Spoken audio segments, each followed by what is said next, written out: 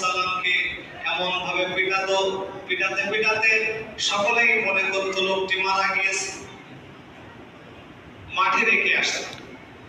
আসার পরে সন্ধ্যা ঘনিয়ে আসতো, দেখা গেল উনি আস্তে আস্তে করে আবার চেতনা ফিরে পেলেন। চেতনা ফিরে পাওয়ার পরে আবার যখন তিনি ফিরে আসতেন, আল্লাহর কাছে দোয়া করতেন, আল্লাহ তুমি আমার কওমকে মাফ করে দাও, তারা বোঝে না তাই আমার সাথে অত্যাচার করেছে।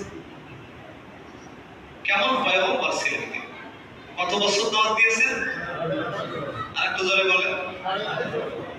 কিন্তু আমরা যদি আমাদের স্ত্রীর কাছে দাওয়াত দিই, স্ত্রী যদি ওইটা না মানে, তাহলে এমন গরম এমন শক্ত কথা ব্যবহার করি যে স্ত্রী তওবা করে বসে, জীবনে আর নামাজ